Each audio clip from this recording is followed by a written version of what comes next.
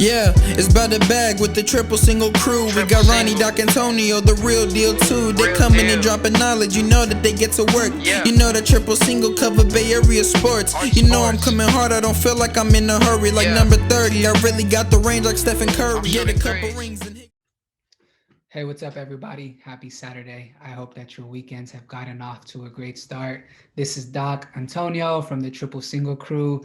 Please remember to like, subscribe, give us a thumbs up, and follow us on our social media pages, which include Instagram and Twitter, and of course, here on YouTube at TSC Bay Area. I want to give my take on James Wiseman and just my feelings in regards to his performance recently and just what I am seeing in his development. To be quite honest, it's not going to probably be a good review on James Wiseman, and it's probably not going to be what a lot of fans want to hear, especially if they're big thinking about James Wiseman's potential in the future. But towards the end, I will give some things that I believe can be helpful as he continues to progress in his career and hopefully help the Dubs just get back on track, because after yesterday's game against the Raptors, it doesn't get any lower. And I do recognize that Stephen Curry and Draymond Green did not play, but that there is no excuse why an NBA basketball team can get beat by 50 points, especially since we've been getting beat by 20 plus points a lot this season. More embarrassingly, a lot during national televised games. So let me get it started. And before I start what some may see as bashing, let me just say that I hope James Wiseman proves me wrong. Let me just say that I will be more than happy to eat my words. And let me just also say that I deeply believe in every single player that comes into the Warriors organization, and I want them to strive. I want them to be good. When Corey Maggette came to the Warriors, I wanted him to be good. When the Warriors drafted Brandon Wright out of UNC, I was ecstatic and wanted him to be good. When the Warriors drafted Anthony Randolph out of LSU, I was so excited and thought he had a lot of great potential. I could go down the list of players that I strongly believed in. I could even go as recently as Damon Jones and Jacob Evans, who right didn't really become anything and are no longer a part of the organization. And so now, as I transition into my review on James Wiseman, I just wanted to give some of that context first. So I have gotten to the point where I no longer believe James Wiseman was the right pick for the Golden State Warriors at number 2 in the NBA draft. I was a big fan of James Wiseman, having watched his highlights, both from high school and college prior to the draft. I was a big fan when I just read the different scouting reports and the reviews on James Wiseman. I know that there were some experts that say he also had a big bust possibility. Like he's either going to be the most amazing big man in Warriors history, minus Wilt Chamberlain, minus some of those other great big men that have played, but more in our more recent history, or he's going to be another bust, right? And what I'm seeing right now is is a lot of the stuff that was pointed out as to why he might be a bust. One, I think it is clear that he does not have the strength to compete with NBA grown men centers currently, right? He's big, he's long, he's athletic, but it is clear that they push him out of the paint easily. So often you look at the box score and you have Steph Curry having more rebounds than Wiseman. You might even have um, Draymond Green will have more rebounds than James Wiseman. And this is a guy that's 7'1" with about a 7'6" wingspan. There's no excuse why he's not just inhaling these boards. Two, I don't think the Warriors are even giving him the chance to be successful. So this is kind of giving James Wiseman a little bit of leeway here. They're putting him in the post. He does not have the footwork right now to consistently finish down there. He does not have a post hook to consistently finish. He will make it, and you'll get glimpse of why we are so excited about his future. But he is not currently there where you can keep putting him in the post.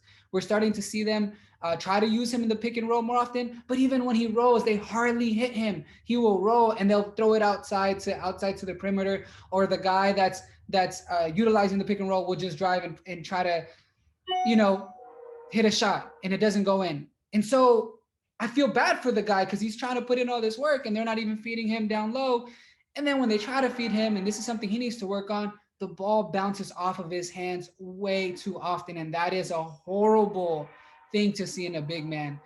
I believe he has the ability to work on his hands, and I think maybe a lot of it is just mental and it has to do with his confidence. But right now, you constantly see the ball bouncing right off of his hand, and it is the most frustrating thing because I imagine that he can probably palm the ball easily. So clearly, his hand size is not the problem.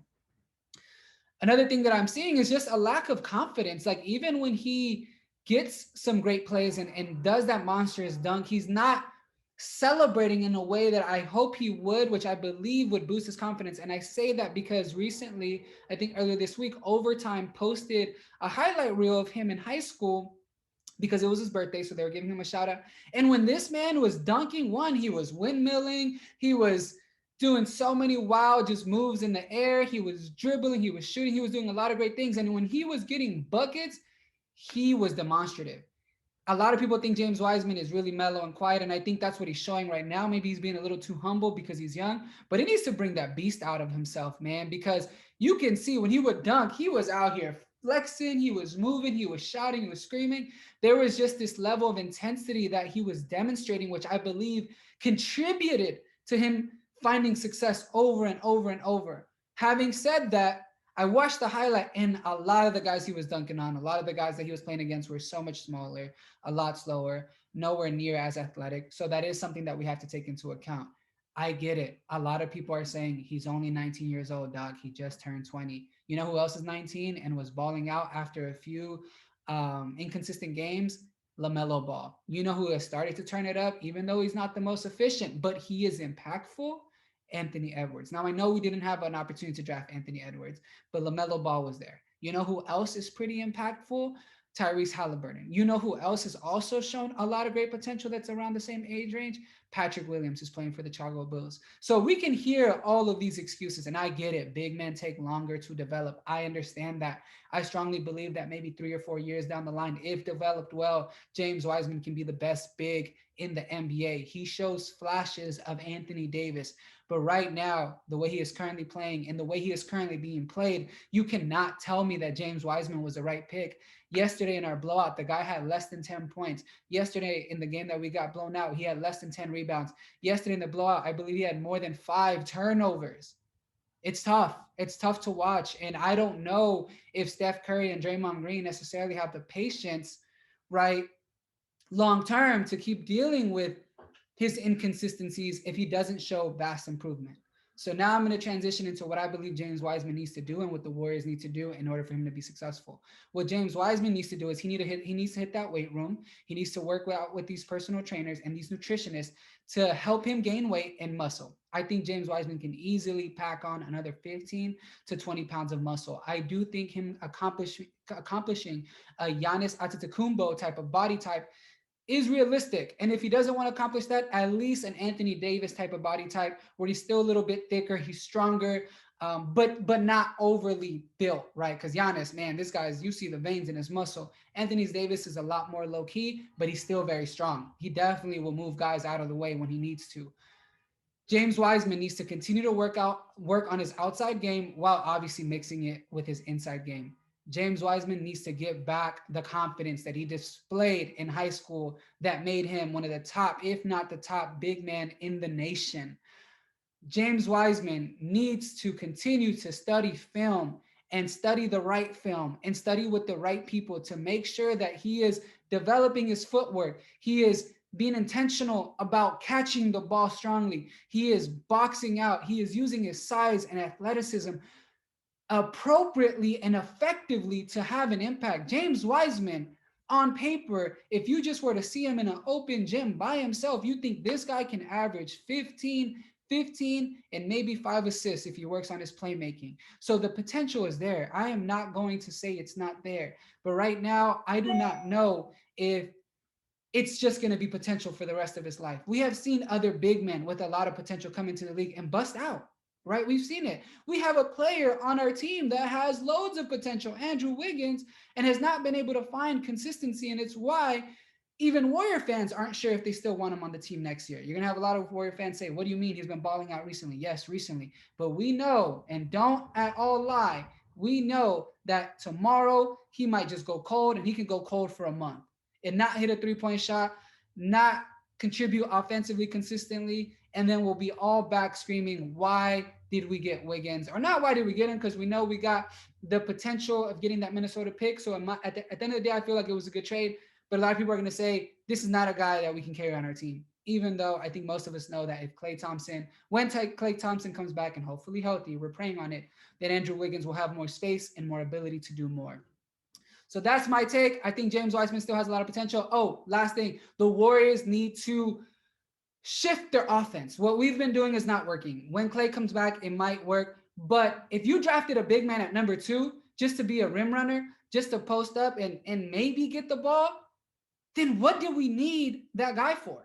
Like, for what? If we're not going to evolve our offense to ensure that he is included more, I personally believe James Wiseman's natural position in the NBA, I know it's going to sound weird, but I think he's a power forward. I think him being out in the perimeter and being able to help inside is what's going to get him to where he needs to be. Because look, even the Joker would have one of the Plumlee brothers. Even Giannis has had Lopez. Even though both Joker and Giannis are height-wise what you would call a center, but in my opinion, they're playing more power forward with someone who's going to focus on the rebound, someone who's going to focus on guarding the big man, so they can do the other things that are a part of their skill sets. And so that is my take. I'm not feeling good about, James Wiseman number 2. I know I'm probably living in the moment. Don't get me wrong. I acknowledge that. But I still wanted to give this take because I hope I can look back one day and laugh at myself and say, what was I thinking? James Wiseman was the absolute best pick we could have ever taken at number 2. But right now, I'm not seeing it, fellas. I'm not. And the Warriors probably aren't doing him any favors with the way that they're playing him. I hope y'all enjoyed this take. I hope y'all don't kill me for it, and maybe some of y'all agree. Please feel free to put comments. I would love to have some dialogue, some healthy dialogue, some heated dialogue if needed. And please remember to like, subscribe, and continue to follow the channel. I appreciate y'all. This is Dog Antonio signing out.